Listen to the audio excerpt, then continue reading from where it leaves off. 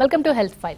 Lung cancer అసలు ఎందుకు వస్తుంది, రావడానికి కారణాలేంటి, చికిత్సా విధానాలు ఏ విధంగా ఉంటాయి, ఎవరెవరికి ఎక్కువగా వచ్చే ఛాన్సెస్ ఉంటాయి తదితర వివరాలు తెలియజేయడానికి ఈరోజు మనతో పాటు ఉన్నారు Omega hospital doctor Mohan Vamsi గారు. వారిని అడిగి మరిన్ని వివరాలు తెలుసుకుందాం. Hello sir, welcome to health file.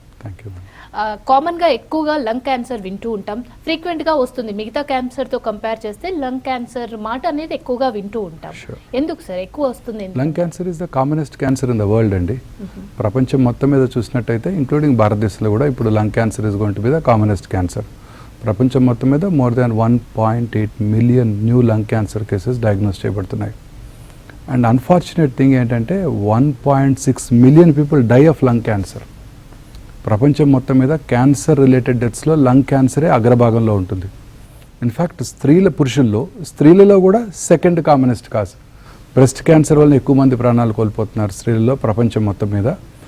భారతదేశంలో ఆఫ్ కోర్స్ గర్భసంచి ముఖద్వార క్యాన్సర్ వల్ల ప్రాణం కోల్పోతున్నారు. ప్రపంచం మొత్తం మీద చూసినట్టయితే స్త్రీలలో కూడా second most common cause of death lung cancer.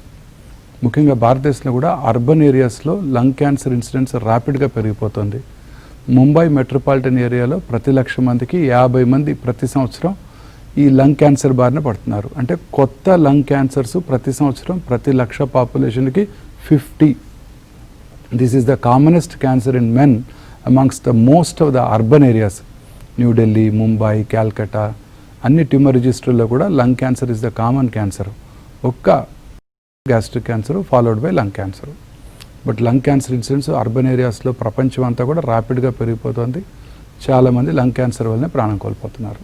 అంటే మీరు ఇందాక చెప్తూ అర్బన్ ఏరియాస్లోనే ఎక్కువగా వస్తుంది, ఇంత డ్రాస్టిక్గా అర్బన్ ఏరియాస్లోనే లంగ్ క్యాన్సర్ ఎందుకు వస్తుందంటే పొల్యూషన్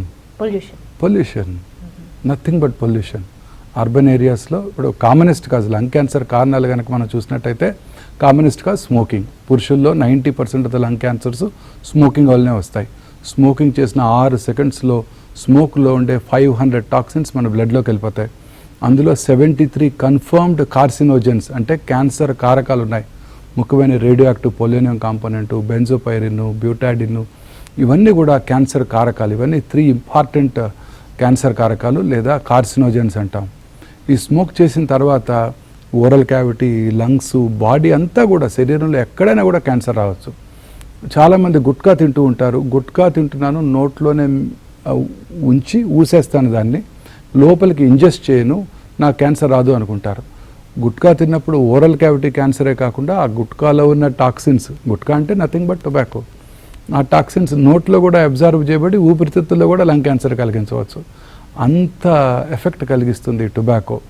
టొబాకో స్మోక్ చేసే వాళ్ళలోనే కాకుండా వాళ్ళ ఫ్యామిలీ మెంబర్స్. ఉదాహరణకి భారతదేశంలో గవర్నమెంట్ ఆఫ్ ఇండియా పబ్లిక్ ప్లేసెస్లో స్మోకింగ్ బ్యాన్ చేసేసింది. సో ఎక్కడ స్మోక్ చేయగలరు? ఇంట్లోనే స్మోక్ చేయగలరు. ఇంట్లో స్మోక్ చేసినప్పుడు టెండర్ ఏజ్లో వారు వదిలిపెట్టే స్మోకు, వారి lighted end of the cigarette నుంచి వచ్చే స్మోకు సెకండ్ హ్యాండ్ స్మోక్ అంటాం. ఇవన్నీ ఇంట్లో ఉన్న వారి ఆత్మీయులు, వైఫ్, పిల్లలు, ముఖ్యంగా టెండర్ ఏజ్లో పిల్లల మీద ఈ స్మోక్ కనుక ఎఫెక్ట్ చూపించినట్టయితే వాళ్ళలో కూడా ఖచ్చితంగా క్యాన్సర్ వచ్చే అవకాశాలు ఎక్కువగా ఉంటాయి. ఇదే కాకుండా ఇండస్ట్రియల్ పొల్యూషన్, ఉదాహరణకి asbestos industry. Asbestos itself can cause lung cancer. ఆస్బెస్టాస్కి టొబాకో కనుక తోడైనట్టయితే నార్మల్ పాపులేషన్తో పోల్చినట్టయితే 45 times increased risk of lung cancer. ఆస్బెస్టాస్తో ఇంకొక ప్రాబ్లం ఉన్నది, లంగ్ మీద ఉండే కవరింగ్ మీద కూడా మిసోథీలియం క్యాన్సర్స్ కలిగజేస్తుంది. ఇదే కాకుండా అనేక రకాల ఇండస్ట్రీస్, ముఖ్యంగా ఎక్కడైతే ఫాసిల్ ఫ్యూయల్స్, పెట్రోలియం కానీ, డీజిల్ కానీ, కోల్ కానీ బర్న్ చేసినట్టయితే, ఉదాహరణకి ఓపెన్ కాస్ట్ మైన్స్లో కానివ్వండి, అలాగే థర్మల్ పవర్ ప్రాజెక్ట్స్, ఎక్కడ థర్మల్ ప్రాజెక్ట్స్ దేశమంతా ఉన్నాయి. ఈ థర్మల్ పవర్ ప్రాజెక్ట్స్ విసినిటీలో ఉన్న వాళ్ళందరికీ కూడా లంగ్ క్యాన్సర్ వచ్చే అవకాశాలు చాలా ఎక్కువగా ఉంటాయి. అనేక రకాల ఇండస్ట్రియల్ పొల్యూషన్స్, ముఖ్యంగా రబ్బర్ ఇండస్ట్రీలోను, క్యాడ్మియము, ప్లాస్టిక్ ఎక్కడైతే బర్న్ అవుతుందో అక్కడ, తర్వాత అన్ని అల్యూమినియం ఇండస్ట్రీ, పెట్రోకెమికల్ ఇండస్ట్రీస్, వీటన్ని ఇండస్ట్రియల్ పొల్యూషన్ వల్ల లంగ్ క్యాన్సర్ ఎక్కువగా వస్తుంది. And last but not least automobile pollution. చూడండి ఆటోమొబైల్స్ ఎలా ఇంక్రీజ్ అయిపోతున్నాయో. ఆ ఎగ్జాస్ట్ నుంచి వచ్చే సల్ఫేట్ ఏరోసాల్స్, నైట్రోజన్ డయాక్సైడ్ ఖచ్చితమైన క్యాన్సర్ కారకాలు. ఇవన్నీ కూడా అన్ని అర్బనైజేషన్ పెరిగే కొద్దీ లంగ్ క్యాన్సర్ ఇన్సిడెన్స్ ర్యాపిడ్గా పెరిగిపోతుంది. ఇవే కాకుండా స్మోక్ చేయని 12 ఏళ్ళ ఆడపిల్ల కూడా లంగ్ క్యాన్సర్ చూస్తున్నాం. About 6 to 8% of lung cancers are genetic. Genetic అంటే వారి తల్లిదండ్రులకు ఉన్నదని కాదు, వారిలో వచ్చే మ్యూటేషన్. అంటే 12 ఏళ్ళ ఆడపిల్ల కూడా చూసాము క్యాన్సర్స్, లంగ్ క్యాన్సర్స్. బట్ ఆడవాళ్ళలో వచ్చే అవకాశాలు తక్కువ. లక్కీగా భారతదేశంలో మన స్త్రీలు ఎవరు స్మోక్ చేయరు కాబట్టి చాలా తక్కువ. బట్ కొన్ని ఏరియాస్లో టొబాకో చేస్తుంటారు. ముఖ్యంగా నార్త్ తెలంగాణలో వాళ్ళు బీడీలు చుడుతుంటారు. ఆ టొబాకో చుడుతున్నప్పుడు ఆ తంబాకు లోపల నోట్లో వేసుకుంటారు. సో ఆడవాళ్ళలో కూడా ఓరల్ క్యాన్సర్స్ అలాగే లంగ్ క్యాన్సర్స్ చూస్తున్నాము. సో ఈ టొబాకో అన్ని రకాలుగా ఈ లంగ్ క్యాన్సర్కి దోహదం చేస్తుంది. టొబాకో, ఇండస్ట్రియల్, ఆటోమొబైల్ పొల్యూషన్ ఇవన్నీ ఎక్కడ ఉంటాయి? అర్బన్ ఏరియాస్లో ఉంటాయి. కాబట్టి అర్బన్ ఏరియాస్లో మన లంగ్ క్యాన్సర్ ర్యాపిడ్గా ఇన్సిడెంట్స్ పెరిగిపోతుంది. ఓకే, వీటి లక్షణాలు ఏ విధంగా ఉంటాయి డాక్టర్ గారు? Basically cough. ముఖ్యంగా ఈ స్మోకర్స్ అందరికీ ఎంతో కొంత కాఫ్ ఉంటుంది. స్మోకర్స్ కాఫ్ అంటారు. కాఫ్ అనేది నెగ్లెక్ట్ చేస్తారు. కాఫ్ అందరికీ వస్తుంటుంది, బట్ కంటిన్యూస్గా ఇంట్రాక్టబుల్ కాఫ్. చాలాసార్లు స్మోకర్స్ కాఫ్ ఉందని వెళ్ళి పరీక్ష చేయించుకుంటారు. బ్రాంకైటిస్ అంటారు, క్రానిక్ అబ్స్ట్రక్టివ్ పల్మనరీ డిసీజ్ అంటారు. సో ఏమి లేదనుకుంటారు. మళ్ళీ నెక్స్ట్ ఇయర్ అలాగే స్టార్ట్ అయినప్పుడు పాతదే అలాంటి కాఫే అనుకొని నెగ్లెక్ట్ చేస్తుంటారు.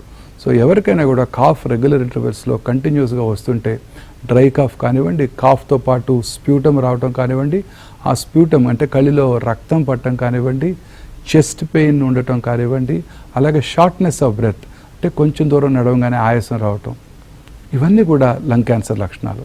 ఇవే కాకుండా లాస్ ఆఫ్ ఆకలి తగ్గిపోవటం, weight loss, unexplained weight loss అంటే నార్మల్గానే వారి యాక్టివిటీస్ చేసుకుంటున్నారు, వారి ఫుడ్ వారు తీసుకుంటున్నారు, బట్ వెయిట్ తగ్గిపోతున్నారు. Very early warning signal of lung cancer. Low grade fever, low grade chest pain, voice మారటం, అలాగే కొన్నిసార్లు లంగ్ క్యాన్సర్స్ ర్యాపిడ్గా పాకిపోయి బోన్స్లోకి పాకిపోయి బోన్ పెయిన్స్ రావటం. కొన్నిసార్లు లంగ్ క్యాన్సర్ బోన్కి పాకి ఆ బోన్ ఫ్రాక్చర్ అయ్యి ట్రివియల్ ఇంజరీతో బోన్ ఫ్రాక్చర్ అయ్యి ఆ బోన్ ఫ్రాక్చర్ని వాళ్ళు రాడ్ వేస్తున్నప్పుడు, ప్లేట్ వేస్తున్నప్పుడు సస్పీషియస్ టిష్యూని బయాప్సీ చేసి అప్పుడు లంగ్ క్యాన్సర్ అని తెలుస్తుంది. So sometimes it could be a very silent killer. చాలాసార్లు చూస్తుంటాం, ఫ్రాక్చర్కి ఆర్థోపెడిషన్ దగ్గరికి వెళ్తారు, దానికి వాళ్ళు ఓపెన్ రిడక్షన్ చేయటమో లేకపోతే ప్లేట్ వేయటమో, వేస్తున్నప్పుడు దాన్ని చిన్న బయాప్సీ చేయటం, లంగ్ క్యాన్సర్ డయాగ్నోస్ అవుతుంటుంది. కొన్నిసార్లు కన్వల్షన్స్ అంటే ఫిట్స్ రావటం, హెడేక్ రావటం, న్యూరోసర్జన్ దగ్గరికి వెళ్తారు, ఎక్స్రేలో కనపడకపోవచ్చు, న్యూరోసర్జన్ దాన్ని ఆపరేట్ చేసి తీసేసి అప్పుడు లంగ్ క్యాన్సర్ డయాగ్నోస్ అవుతుంది. So it is a silent killer. చాలాసార్లు చిన్న ట్యూమర్ ఉంటుంది లంగ్లో ఒక కార్నర్లో, అదేమో అగ్రెసివ్గా పాకిపోతూ ఉంటుంది, శరీరంలో ఇతర భాగాలకు పాకిపోతుంది, అప్పుడు డాక్టర్ దగ్గరికి రావడం జరుగుతుంది. ఫింగర్ క్లబ్బింగ్ అంటారు, చేతులు వాపు రావటం. తర్వాత కొన్నిసార్లు ట్యూమరు ఈ 2 ఊపిరితిత్తుల మధ్య ఉన్న స్పేస్లోకి వచ్చి అక్కడ రక్తనాళాలు బ్లాక్ చేసి ఫేషియల్ స్వెల్లింగ్తో డాక్టర్ దగ్గరికి వస్తుంటారు. ఏమి కంప్లైంట్ లేవు డాక్టర్ గారు, 2-3 వారాలుగా దగ్గు వస్తుంది అంతే నాకు అంటారు. సో మనం చాలాసార్లు స్కాన్ చేసినప్పుడు స్టేజ్ 4 డిసీజ్ కావచ్చు. చాలాసార్లు అప్సెట్ అవుతారు, నాకు అసలు ఏమి లేదు, 2 వారాలుగా సిమ్టమ్స్ ఉన్నాయి, మీరేంటి స్టేజ్ 4 డిసీజ్ అంటారని అప్సెట్ అవుతుంటారు పేషెంట్స్. సో చాలాసార్లు it's a very silent killer. So అందుకే 1.8 lakh పీపుల్ కొత్తగా డయాగ్నోస్ అయితే 1.6 మిలియన్ పీపుల్ చనిపోతున్నారు. సో మోర్టాలిటీ చాలా ఎక్కువ లంగ్ క్యాన్సర్లో. క్యూర్ అయ్యే అవకాశాలు చాలా తక్కువ, ఎందుకంటే చిన్న సిమ్టమ్స్ని నెగ్లెక్ట్ చేస్తారు. ఇది లంగ్ క్యాన్సర్ చాలాసార్లు డయాగ్నోస్ చేసేసరికి లేట్ స్టేజెస్లో గుర్తించడం జరుగుతూ ఉంటుంది. ఓకే, అంటే వాళ్ళు చిన్న సిమ్టమ్స్ గుర్తుపట్టలేకపోవడం వల్లనే వాళ్ళు 4th స్టేజ్ అలా లాస్ట్ స్టేజ్లో అప్రోచ్ కావడం వెరీ కరెక్ట్. అందుకే మోర్టాలిటీ రేట్ కూడా చాలా ఎక్కువగా ఉంటుంది. అందుకే చిన్న సిమ్టమ్స్ని బాడీలో వచ్చే ప్రతి మార్పుని అశ్రద్ధ చేయకూడదు. ఎవరికైనా కానివ్వండి, స్వరం మార్పు రావటం కానివ్వండి, నోట్లో పుండు రావటం కానివ్వండి, వెయిట్ తగ్గటం కానివ్వండి, తినాలనిపించకపోవటం కానివ్వండి, డిస్టేస్ట్ అంటే రుచి తెలియకపోవటం కానివ్వండి, లో గ్రేడ్ ఫీవర్ కానివ్వండి, ఎనీ సిమ్టమ్, శరీరంలో ఎక్కడైనా ఒక చిన్న లంపు రావటం కానివ్వండి, బోన్ పెయిన్ రావటం కానివ్వండి, ఎటువంటి సిమ్టమ్ని అశ్రద్ధ చేయకూడదు. క్యాన్సర్ ఇన్సిడెన్స్ ర్యాపిడ్గా పెరిగిపోతుంది. ప్రపంచం మొత్తం మీద కరోనరీ ఆర్టరీ డిసీజ్ కన్నా కూడా క్యాన్సర్ వల్ల చనిపోయే వారి సంఖ్య ర్యాపిడ్గా పెరిగిపోతుంది. ముఖ్యంగా ఈ pollution and we are living longer. ఇంతకుముందు ప్లేగ్ వల్ల చనిపోయారు, ఇంతకుముందు కరోనరీ ఆర్టరీ డిసీజ్ వల్ల చనిపోయేవారు, ట్యూబర్క్లోసిస్ వల్ల చనిపోయేవారు. ఇప్పుడు అవన్నీ కాంకర్ చేసాం. కరోనాను కూడా కాంకర్ చేసేస్తాం. People live longer. ఎక్కువ కాలం అంటే ఎక్కువ వయసు ఉన్న వాళ్ళలో 60-70 ఏళ్ళ వయసు దాటిన వాళ్ళలో చాలా కామన్గా క్యాన్సర్సే వస్తున్నాయి. అందుకని క్యాన్సర్ ఇన్సిడెన్స్ ర్యాపిడ్గా పెరిగిపోతుంది. అందుకే ప్రతి చిన్న సిమ్టమ్ని కూడా అశ్రద్ధ చేయకుండా వారి దగ్గరలో ఉన్న వారి ఫ్యామిలీ ఫిజిషియన్కు, ఆంకాలజిస్ట్కో వారి దృష్టికి తీసుకువెళ్ళటం, అది క్యాన్సర్ కాదు అని నిర్ధారణ చేసుకోవటం చాలా ఇంపార్టెంట్. డయాగ్నోసిక్స్ అనేది ఇప్పుడు చాలా ఇంపార్టెంట్. మీరు చెప్పిన దాని ప్రకారం ఎలా ఉంటుందంటారు డయాగ్నోసిక్స్? నిర్ధారణ very most of the times ఏదో ఒక సిమ్టమ్స్ డాక్టర్ దగ్గరికి వస్తారు, చాలాసార్లు ఫిజిషియన్ దగ్గరికి వెళ్తారు, ఒక ఎక్స్రే చెస్ట్ చేయటం, అందులో వచ్చిన మాస్ కనబడటం, లేదా ఇతరత్ర పరీక్షలు చేసినప్పుడు మనకి లంగ్ క్యాన్సర్ అని అనుమానం వచ్చినప్పుడు మోస్ట్ ఇంపార్టెంట్ సిటీ స్కాన్ చేస్తాం, కంప్యూటరైజ్డ్ యాక్సియల్ టోమోగ్రఫీ అంటాం. ఈ సిటీ స్కాన్లోనే మనకి మోస్ట్ ఆఫెన్ లంగ్లో ఉన్న ట్యూమరు చాలా చక్కగా ఐడెంటిఫై చేయగలుగుతాము. అలాగే అది లంగ్స్ వరకు ఇతర భాగాలకి ఏమైనా పాకిందా, చెస్ట్లో ఉన్న లింఫ్ నోడ్స్కి ఏమైనా పాకిందా. అన్ని క్యాన్సర్స్ కూడా లింఫ్ నోడ్స్కి పాకుతుంటాయి. ఎక్కడైనా క్యాన్సర్ రానివ్వండి లింఫ్ నోడ్స్కి పాకుతుంటుంది, ఎంత దూరం పాకిందో తెలుస్తుంది. సో ఫైనల్లీ అల్టిమేట్గా బయాప్సీ పరీక్ష, ముక్క పరీక్ష చేయడం ద్వారానే లంగ్ క్యాన్సర్ ఉన్నది లేని తెలుసుకోవచ్చు. For that matter A cancer అయినా ముక్క పరీక్ష లేకుండా క్యాన్సర్ ఉన్నది అని నిర్ధారించలేము ఎవరిలో కూడా. సో 2 రకాల పరీక్షలు అందుబాటులో ఉన్నాయి. ఫైన్ నీడిల్ ఆస్పిరేషన్ సైటాలజీ అంటే కొన్ని సెల్స్, క్యాన్సర్ సెల్స్ని తీసుకొని పరిశీలించడం ద్వారా మనం అది క్యాన్సర్ ఉన్నది లేనిది తెలుసుకోవచ్చు. బట్ కరెక్ట్గా what type of lung cancer, lung క్యాన్సర్లో రకరకాల లంగ్ క్యాన్సర్స్ ఉన్నాయి, ఏ రకమైన లంగ్ క్యాన్సరో తెలుసుకోవాలంటే ఖచ్చితంగా బయాప్సీ పరీక్ష తప్పనిసరి. బయాప్సీ పరీక్ష మీద కూడా చాలామందికి అపోహలు ఉన్నాయి. ఏంటి క్యాన్సర్ని నీడిల్ పెట్టి పొడుస్తారా, పొడిచి టిష్యూ తీస్తారా, ఇది క్యాన్సర్ తేనె తుట్టిని కదిలించినట్టు పాకిపోతుందంట కదా, శరీరం అంతా పాకిపోతుందంట కదా, సో బయాప్సీ లేకుండా నాకు క్యాన్సర్ ఉంది లేని చెప్పమని అడుగుతుంటారు చాలామంది. ఇది కూడా పూర్తిగా అపోహ మాత్రమే. బయాప్సీ చేయటం వల్ల క్యాన్సర్ అప్స్టేజ్ అవటం, శరీరంలో ఇతర భాగాలు పాకటం అనేది జరగదు. బయాప్సీ చేయటం ద్వారానే క్యాన్సర్ ఉన్నది లేనిది మనం నిర్ధారించవచ్చు. ముఖ్యంగా బయాప్సీ చేయటం చాలా ఎసెన్షియల్, ఎందుకంటే లంగ్ క్యాన్సర్లో రకరకాల టైప్స్ ఉన్నాయి. Squamous cell carcinoma, adeno carcinoma, small cell carcinoma. Type of tumour is very essential, ఎందుకంటే ఆ టైప్ ఆఫ్ ట్యూమర్ని బట్టి మన ట్రీట్మెంట్ ఆధారపడి ఉంటుంది. మొత్తం ట్రీట్మెంట్ అంతా టైప్ ఆఫ్ ట్యూమర్ని బట్టి ఆధారపడి ఉంటుంది. సో బయాప్సీ పరీక్ష తప్పనిసరి. ఒకసారి బయాప్సీ చేశాక మనం ఇందాక డిస్కస్ చేసాం, చాలాసార్లు లేట్ స్టేజెస్లో వస్తుంటారు పేషెంట్స్ అంతా. అందుకని ఎంత దూరం పాకింది తెలుసుకోవడానికి whole body PET CT scan అంటారు, positron emission tomography. PET CT scan, CT స్కాన్లో గడ్డ ఉన్నది లేనిది తెలుస్తుంది. పెట్ సిటీ స్కాన్లో ఆ గడ్డలో మెటబాలిక్ యాక్టివిటీ ఉంది తెలుస్తుంది. మెటబాలిక్ యాక్టివిటీ ఎప్పుడు ఉంటుంది? క్యాన్సర్ కణాల్లో ఉంటుంది. సో అందువల్ల మోస్ట్ ఆఫ్ దీస్ పేషెంట్స్కి డయాగ్నోసిస్ అయిపోయిన తర్వాత whole body PET city scan, అవసరమైతే ఎంఆర్ఐ బ్రెయిన్ కూడా చేసి మనం ఇది క్యాన్సర్ ఎంత దూరం పాకిందో తెలుసుకోవడానికి అవకాశం ఉంటుంది. చాలాసార్లు ఇన్యాక్సెసిబుల్ ఏరియాలో అంటే బయాప్సీ చేయలేనటువంటి ఏరియాలో కనుక ట్యూమర్ ఉన్నట్టయితే ఇప్పుడు కొత్తగా లిక్విడ్ బయాప్సీ అందుబాటులోకి వచ్చింది. లిక్విడ్ బయాప్సీ అంటే ఆ పేషెంట్స్ దగ్గర 10 ml ఆఫ్ బ్లడ్ తీసుకొని ఆ బ్లడ్లో సర్క్యులేటింగ్ ట్యూమర్ సెల్స్ ఉంటాయి. ఆ సర్క్యులేటింగ్ ట్యూమర్ సెల్స్ని ఐడెంటిఫై చేసి అది ఎక్కడ ఏ రకమైన క్యాన్సరో తెలుసుకునే ఫెసిలిటీ కూడా ఇప్పుడు హైదరాబాద్లో అందుబాటులోకి వచ్చింది, liquid biopsy. So inaccessible biopsy చేయలేము, హార్ట్కి మేజర్ వెసల్స్ పక్కన ఉంది, బ్రాంకోస్కోపీ బయాప్సీ కూడా ఫీజిబుల్ కావటం లేదు, ఎండోబ్రాంకియల్ అల్ట్రాసౌండ్ గైడెడ్ బయాప్సీ కూడా ఫీజిబుల్ కావటం లేదు, రేడియాలజిస్ట్కి అందనటువంటి చిన్న గడ్డ క్యాన్సరా కాదా తెలియడం లేదు. ఇలాంటి వాళ్ళకి లిక్విడ్ బయాప్సీ కూడా అందుబాటులో ఉంది. సో వీటన్నిటి ద్వారా క్యాన్సర్ని మనం ఖచ్చితంగా డయాగ్నోస్ చేయగలము. ఏ రకమైన క్యాన్సర్ కూడా తెలుసుకోవడానికి, ఏ స్టేజ్లో ఉన్నది తెలుసుకోవడానికి అవకాశం ఉంటుంది. రైట్ అండి. లంగ్ క్యాన్సర్లో లంగ్ క్యాన్సర్ సంబంధించి మనం తెలుసుకుంటున్నాం. లంగ్ క్యాన్సర్ ట్రీట్మెంట్ ఏ విధంగా ఉంటుంది sir? Treatment is mainly surgery అండి. Surgery is the only curative treatment. చాలా మందిలో అపోహ ఉంది, ఏంటి క్యాన్సర్ వస్తే కత్తి పెడతారా, కత్తి పెడితే క్యాన్సర్ పెరిగిపోతుంది. ఇది కూడా ఇందాక మనం అనుకున్నట్టు బయాప్సీ లాగే ఇది కూడా అపోహ మాత్రమే. సర్జరీ ద్వారానే అంటే క్యాన్సర్ వచ్చిన గడ్డ అది ఎక్కడికైతే పాకటానికి అవకాశం ఉందో లింఫ్ నోడ్స్ అన్నీ కూడా పూర్తిగా తీసివేయటం ద్వారానే మనం క్యాన్సర్ని క్యూర్ చేయగలం. ఎక్కడన్నా కానివ్వండి, బ్రెయిన్లో వచ్చిన ట్యూమర్ కానివ్వండి, హెడ్ అండ్ నెక్ ఏరియాలో వచ్చిన ట్యూమర్ కానివ్వండి, లంగ్స్లో వచ్చిన ట్యూమర్ కానివ్వండి, గ్యాస్ట్రో ఇంటెస్టైనల్ ట్రాక్ కానివ్వండి, జెనెటో యూరినరీ సిస్టమ్ కానివ్వండి, soft tissue tumours, bone tumours కూడా ఎక్కడైనా సరే సర్జరీ చేయటం ద్వారానే మనం దాన్ని క్యూర్ చేయడానికి అవకాశం ఉంది. ఓన్లీ హెమటలాజికల్ మలిగ్నెన్సీస్ అంటే లింఫోమా, లుకీమియా, బ్లడ్ క్యాన్సర్స్ అన్నమాట, వీటిని మాత్రమే మనం సర్జరీ చేయకుండా కీమోథెరపీ ద్వారా క్యూర్ చేయడం జరుగుతుంది. So lung cancer is no exception. But the only problem ఈ సర్జరీ ఎప్పుడు కూడా 99% ఆఫ్ ద క్యాన్సర్స్లో అర్లీ స్టేజెస్లో మాత్రమే చేయగలుగుతాం. లంగ్ క్యాన్సర్లో కూడా అంతే. స్టేజ్ 1, స్టేజ్ 2లో మనం ఐడెంటిఫై చేసినప్పుడు క్యాన్సర్ వచ్చిన భాగాన్ని పూర్తిగా తీసివేయటం ద్వారా, అంటే ఉదాహరణకి మనకి లంగ్లో రైట్ లంగ్లో మూడు లోబ్స్, లెఫ్ట్ లంగ్లో 2 లోబ్స్ ఉంటాయి. ఈ లోబ్స్లో వచ్చినప్పుడు ఆ ట్యూమర్ ఒక లోబ్కే పరిమితమై ఉన్నట్టయితే లోబెక్టమీ అంటాం. అంటే ఆ లోబుని తొలగించి వేయడం జరుగుతుంది. దాంతోపాటు అది ఎక్కడికైతే పాకటానికి అవకాశం ఉందో hilar nodes, mediastinal no lymph node dissection కూడా చేయడం జరుగుతుంది. సో ఈ లోబెక్టమీ, లింఫ్ నోడ్ డిసెక్షన్ ద్వారా ఆ క్యాన్సర్ని పూర్తిగా క్యూర్ చేయడానికి అవకాశం ఉంటుంది.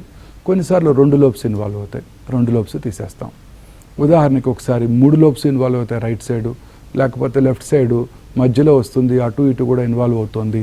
మెయిన్ బ్రాంకస్ దగ్గరగా ఉన్నప్పుడు పేషెంట్స్ కనుక ఏజ్ అలాగే వారి జనరల్ కండిషన్ పర్మిట్ చేసినట్టయితే న్యూమోనెక్టమీ అంటాం, అంటే లంగ్ మొత్తాన్ని పూర్తిగా తీసేస్తాం. ఇంతకుముందు కాలంలో ఈ సర్జరీస్ అన్నీ కూడా పెద్దగా కోత కోసి చేయటం జరిగేది. ఇప్పుడు ఇవన్నీ కూడా మినిమల్లీ ఇన్వేజివ్ పద్ధతి, అంటే కీహోల్ పద్ధతి ద్వారా చేస్తున్నాం. అంటే జస్ట్ 3-4 హోల్స్, వీటినే వ్యాట్స్ అంటారు, వీడియో అసిస్టెడ్ థొరకోస్కోపీ. థొరకోస్కోపీ అంటే స్కోప్ లోపల పెట్టడం, థొరకోస్కోపిక్ సర్జరీ, వ్యాట్స్ అంటాం. ఈ వ్యాట్స్ పద్ధతిలో చేసినప్పుడు పోస్ట్ ఆపరేటివ్ మార్బిడిటీ అంటే కాంప్లికేషన్స్ తగ్గిపోతాయి.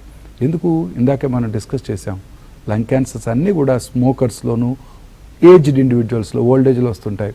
వాళ్ళు పెద్దగా కొత్త కోసి చేసే సర్జరీ తట్టుకోలేకపోవచ్చు, పోస్ట్ ఆపరేటివ్ లంగ్ కాంప్లికేషన్స్ ఎక్కువగా ఉండవచ్చు. అదే కీహోల్ పద్ధతిలో చేసినట్టయితే పోస్ట్ ఆపరేటివ్ పెయిన్ చాలా తక్కువగా ఉంటుంది. చిన్న హోల్తో మనం మొత్తం సర్జరీని కంప్లీట్ చేయడానికి జరుగుతుంది, అవకాశం ఉంటుంది. అందువల్ల పోస్ట్ ఆపరేటివ్ కాంప్లికేషన్స్ బాగా తగ్గిపోతాయి, రికవరీ స్మూత్గా ఉంటుంది. స్టేజ్ 3Aలో మనం కనుక ఐడెంటిఫై చేసినట్టయితే ముందుగా కీమోథెరపీ ఇచ్చి డౌన్ సైజ్ చేసి ఆ తర్వాత సర్జరీ చేయడం జరుగుతుంది. స్టేజ్ 3, స్టేజ్ 4, 3B, స్టేజ్ 4లకి ఇతరత్ర ట్రీట్మెంట్ ఆప్షన్స్ అందుబాటులో ఉంటాయి. ఓకే, బేసిక్గా కీమోథెరపీ అంటేనే కొందరు పేషెంట్స్ భయపడిపోతుంటారు, జుట్టు పోతుంది, అది అందం తగ్గిపోతుంది అలా అంటూ ఉంటారు. ఇంకా అంటే కీమోథెరపీ కాకుండా, సర్జరీ కాకుండా ఇంకా ఏవైనా లేటెస్ట్ అడ్వాన్స్ ట్రీట్మెంట్స్ ఏమైనా అందుబాటులో ఉన్నాయా? ఇప్పుడు సర్జరీ చేసిన తర్వాత లేదా కొన్నిసార్లు వారు ఏజ్ పర్మిట్ చేయకపోయినట్టయితే సర్జరీ చేయలేకపోవచ్చు. సో ఇలాంటి వాళ్ళకి లోకలైజ్డ్ డిసీజ్ ఉన్నా కూడా రేడియేషన్ ట్రీట్మెంట్ ఇవ్వడం జరుగుతుంది. రేడియేషను కంబైన్డ్ కీమో రేడియేషన్ కూడా ఇవ్వడం జరుగుతుంటుంది. వాల్యూమెట్రిక్ మాడ్యులేటెడ్ ఆర్క్ థెరపీ అంటాం, VMAT therapy, very advanced radiation చికిత్సా విధానం. ఈ రేడియేషన్ చికిత్సా విధానంలో చాలాసార్లు ఇప్పుడు చార్ట్ థెరపీ అంటారంటే హైపర్ ఫ్రాక్షనేటెడ్ యాక్సిలరేటెడ్ రేడియోథెరపీ. ఈ చార్ట్ థెరపీ ద్వారా ఈ లంగ్ క్యాన్సర్స్ని వీమాట్ చికిత్సా పరికరంతో చక్కగా లేట్ ఏజ్లో ఉన్నప్పటికీ, ఆపరేషన్కి ఫిట్ కానప్పటికీ, అంటే జనరల్ ఇతరత్ర కోమార్బిడిటీస్ ఉండవచ్చు, కర్నరీ ఆర్టరీ డిసీజ్ ఉండవచ్చు, బ్రాంకైటిస్ ఉండవచ్చు, న్యూమోనియా సిఓపిడి ఉండవచ్చు. ఇలాంటి వాళ్ళ సర్జరీకి ఫిట్ కానప్పుడు ఈ specialised hyper fractionated accelerated radiotherapy VMAT radiation పరికరం ద్వారా ఇవ్వడం జరుగుతూ ఉంటుంది. అలాగే చిన్న ట్యూమర్ ఐడెంటిఫై చేసినప్పుడు ఇప్పుడు సైబర్ నైఫ్ ద్వారా రేడియేషన్ ఇవ్వడం జరుగుతుంటుంది. చాలా చిన్న tumour, say 86-year-old man, small tumour, యాక్సిడెంటల్గా డయాగ్నోస్ చేశాము, సర్జరీ విత్స్టాండ్ అవ్వలేరు, వాళ్ళకి సైబర్ నైఫ్ చికిత్స ద్వారా రేడియేషన్ ఇవ్వచ్చు. సైబర్ నైఫ్ అనేది ఒక మీనియేచర్ లీనియర్ యాక్సిలరేటర్. నైఫ్ అంటే కత్తి కాదు, ఒక జర్నలిస్ట్ చక్కగా డిస్క్రైబ్ చేశారు దీన్ని, కత్తి లాంటి కత్తి బట్ కత్తి కాని కత్తి. Cyber knife is a radiation delivery system. అంటే నైఫ్తో ఎంత ప్రిసైజ్గా మనం కట్ చేస్తామో అంత ప్రిసైజ్గా రేడియేషన్ డెలివర్ చేస్తుంది. ఈ అమెరికన్స్ వాడే టొమహాక్ క్రూయిజ్ మిసైల్స్ టెర్రరిస్ట్ సైడౌట్స్ మీద వాడుతుంటారు. అంత ప్రిసైజ్గా 5000 kilometers రేంజ్లో ఉన్న టార్గెట్ని టార్గెట్ చేయగలదు క్రూయిజ్ మిసైల్. అదే టెక్నాలజీ ఇక్కడ క్యాన్సర్ సెల్ని టార్గెట్ చేయడానికి వాడతారు ఈ సైబర్ నైఫ్లో. సో ప్రిసైజ్గా మన బాడీలో ఉండే రెస్పిరేటరీ మూమెంట్స్, రెస్పిరేటరీ గేటింగ్ అంటారు, ఇలా మూవ్ అవుతూ ఉంటుంది బాడీ మన మామూలుగా. ఆ మూమెంట్స్ని కూడా పరిగణలోకి తీసుకొని రేడియేషన్ ప్రిసైజ్గా డోస్ డెలివర్ చేయగలిగిన సాధనం సైబర్ నైఫ్. మామూలుగా 20-30 రోజుల రేడియేషన్ కాకుండా జస్ట్ 1 to 3 to 4 daysలోనే కంప్లీట్ రేడియేషన్ కంప్లీట్ చేయగలం సైబర్ నైఫ్ చికిత్స ద్వారా. సో రేడియోథెరపీ అలాగే సైబర్ నైఫ్ ట్రీట్మెంట్, వీటి ద్వారా చాలాసార్లు ఎర్లీ క్యాన్సర్ని, లంగ్ క్యాన్సర్ని సర్జరీ చేయలేనప్పుడు క్యూర్ చేయడానికి అవకాశం ఉంటుంది. లేట్ స్టేజ్ లంగ్ క్యాన్సర్స్ మనం ఇందాక డిస్కస్ చేసాం. చాలామంది లేట్ స్టేజ్లోనే వస్తుంటారు, స్టేజ్ 3B, స్టేజ్ 4. వీళ్ళకి కీమోథెరపీ అవసరపడుతుంది. చాలామందిలో మీరు అన్నట్టు అపోహలు చాలా ఉన్నాయి. కీమోథెరపీ అంటే క్యాన్సర్ కన్నా ప్రమాదకరమైంది, క్యాన్సర్తో చనిపోవటమే బెటరు కీమోథెరపీ తీసుకొని ఆ బాధ అనుభవించేదానికన్నా అని చాలామందిలో అపోహ ఉన్నది. అది కూడా పూర్తిగా అపోహ మాత్రమే. కారణం ఏంటంటే కొత్త రకాల కీమోథెరపీ ఏజెంట్స్ అందుబాటులోకి వస్తున్నాయి. కీమోథెరపీ రిలేటెడ్ టాక్సిసిటీ తగ్గించడానికి ప్రీ మెడికేషను, పోస్ట్ మెడికేషను అందుబాటులో ఉన్నాయి. వీటన్నిటి ద్వారా chemotherapy, I don't call it a pleasant experience, but తప్పకుండా ఎటువంటి మేజర్ సైడ్ ఎఫెక్ట్స్ లేకుండా, మేజర్ ప్రాబ్లమ్స్ లేకుండా, మార్బిడిటీ లేకుండా కీమోథెరపీ ఇప్పుడు ఇవ్వగలుగుతున్నాం. ఇదే కాకుండా మీరు అడిగారే అడ్వాన్స్డ్ ట్రీట్మెంట్స్, ఇప్పుడు టార్గెటెడ్ థెరపీ అందుబాటులోకి వచ్చింది. అంటే లంగ్ క్యాన్సర్ పేషెంట్స్లో ప్రిసైజ్గా క్యాన్సర్ని టార్గెట్ చేసే థెరపీలు అందుబాటులోకి వచ్చాయి. దాంతోపాటు ఇమ్యూనోథెరపీ కూడా అందుబాటులోకి వచ్చింది. ఈ టార్గెటెడ్ థెరపీ అంటే థైరోసిన్ కైనేజ్ ఇన్హిబిటర్ అని ఒకటి ఉంటుంది. థైరోసిన్ కైనేజ్ అనే ఎంజైమ్ ఉంటుంది ఇంట్రాసెల్యులర్ లెవెల్లో. దాన్ని రిసెప్టార్ లెవెల్లో బ్లాక్ చేసే డ్రగ్స్ అందుబాటులోకి వచ్చాయి. దాన్ని ఈజీఎఫ్ఆర్ రిసెప్టార్ అంటారు. ఆ రిసెప్టార్ లెవెల్లో ఈ టైరోసిన్ కైనేజ్ని బ్లాక్ చేసినట్టయితే క్యాన్సర్ తగ్గిపోతుంది. సో ముందుగా ముఖ్యంగా ఎడినోకార్సినోమాస్ ఆఫ్ లంగ్లో ఈజీఎఫ్ఆర్, ALK1, ROS1 అని ముఖ్యంగా ఈ టెస్టులు మాలిక్యులర్ ఆంకలాజికల్ టెస్టులు చేసి ఆ తర్వాత దాన్ని ప్రిసైజ్గా టార్గెట్ చేసే డ్రగ్స్ అందుబాటులోకి వచ్చాయి. ఇదే కాకుండా ఇప్పుడు Foundation-1 టెస్టింగ్ అని అందుబాటులోకి వచ్చింది. అంటే అసలు క్యాన్సర్ ఏ జెనెటిక్ మ్యూటేషన్ వల్ల వచ్చింది. మనందరికీ తెలుసు మన బాడీలో అబౌట్ 23,000 ప్రోటాన్ కోడింగ్ జీన్స్ ఉన్నాయి. అలాగే equally good number of non proton coding jeans ఉన్నాయి. ఈ ప్రోటాన్ కోడింగ్ జీన్స్లో ఏదో జెనెటిక్ మ్యూటేషన్, అందులో అబౌట్ సైంటిస్టులు ఐడెంటిఫై చేశారు ఆల్రెడీ అబౌట్ 500 అంకో జీన్స్ ఉన్నాయి. అంటే క్యాన్సర్ కారక జీన్స్. ఆ 500 జీన్స్ క్యాన్సర్ కారక జీన్స్లో మాడిఫికేషన్ వల్లనే క్యాన్సర్ వస్తుంది. సో ఆ జెనెటిక్ మ్యూటేషన్ని కనుక మనం ఐడెంటిఫై చేసి దాన్ని టార్గెట్ చేయగలిగితే క్యాన్సర్ని క్యూర్ చేయడానికి అవకాశం ఉంటుంది. దీన్నే Foundation-1 మెడిసిన్ అంటారు. అంటే మన ఈ క్యాన్సర్ జీనోటిక్ స్టడీ చేసి, ఇన్ఫ్యాక్ట్ లిక్విడ్ బయాప్సీలో కూడా ట్యూమర్ ఫ్రీ DNA ఉంటుంది. దాన్ని స్టడీ చేసి ఏ జెనెటిక్ మ్యూటేషన్ వల్ల ఈ క్యాన్సర్ వచ్చింది దాన్ని టార్గెట్ చేయడం ద్వారా క్యాన్సర్ పేషెంట్స్కి సిగ్నిఫికెంట్ లైఫ్ ఇవ్వడానికి అవకాశం ఉంది. ఇదే కాకుండా ఇమ్యూనోథెరపీ అందుబాటులోకి వచ్చింది. ఇమ్యూనోథెరపీ అంటే మన ఓన్ బాడీ ఇమ్యూనిటీని పెంచడం. మనందరికి ఇమ్యూనిటీ ఉంటుంది, ఇన్నేట్ ఇమ్యూనిటీ, T-సెల్ మీడియేటెడ్ ఇమ్యూనిటీ అంటాం. అంటే కిల్లర్ సెల్స్, క్యాన్సర్ సెల్స్ని కిల్ చేసే, డిస్ట్రాయ్ చేసే సెల్స్ ఉన్నాయి. ఆ కిల్లర్ సెల్స్, క్యాన్సర్ సెల్స్ ఎంత స్మార్ట్ అంటే ఆ కిల్లర్ సెల్స్ని బ్లాక్ చేస్తాయి. ఇమ్యూనోథెరపీ ఏంటంటే ఆ బ్లాకింగ్ని ప్రివెంట్ చేసి ఈ కిల్లర్ సెల్స్ని యాక్టివేట్ చేస్తాయి. సో ఇది ఇమ్యూనోథెరపీ. ఇవన్నీ కూడా ఇప్పుడు క్యాన్సర్ ట్రీట్మెంట్లో అందుబాటులోకి వచ్చాయి. వీటన్నిటి ద్వారా అడ్వాన్స్ లంగ్ క్యాన్సర్ పేషెంట్స్ కూడా లైఫ్ స్పాన్ పెంచడానికి అవకాశం ఏర్పడింది. మీరు చెప్తూ ఉంటే క్యాన్సర్ వచ్చింది అంటేనే సగం చచ్చిపోతారు మనిషి, ఇంకా అయిపోయింది నా పని అని అనుకుంటారు. కానీ మీరు చెప్పే టెక్నాలజీ కానీ ట్రీట్మెంట్ విధానం కానీ క్యాన్సర్ వచ్చినా ఏం పర్లేదు, ట్రీట్మెంట్స్ ఉన్నాయి, మేమున్నామని భరోసా కల్పించే విధంగా ఉంది. ఇంకా ఒక క్యాన్సర్ పేషెంట్కి ఫాలోఅప్ అనేది కూడా చాలా ఇంపార్టెంట్. ఫాలోఅప్ ఎలా ఉంటుందంటారు sir? Most of these lung cancer patient, in fact for that matter every cancer పేషెంట్కి ఫాలోఅప్ ఉంటుందండి. అంటే క్యాన్సర్ ట్రీట్మెంట్ అయిపోయిన తర్వాత డయాగ్నోసిస్, స్టేజ్, టైప్ ఆఫ్ ట్యూమర్ని బట్టి ట్రీట్ చేస్తున్న ఆంకాలజిస్ట్ ఒక ఫాలోఅప్ షెడ్యూల్ ఇస్తారు. 3 monthsకి ఒకసారి, 1 year పాటు, 6 monthsకి ఒకసారి, ఇంకొక 4 years పాటు ఇస్తుంటారు. చాలామంది పేషెంట్స్లో ఎందుకు బాగానే ఉన్నాం కదా, ఫాలోఅప్కి ఎందుకు వెళ్ళాలి, ఊరికే అన్నెసరీ ఇన్వెస్టిగేషన్ చేస్తారు.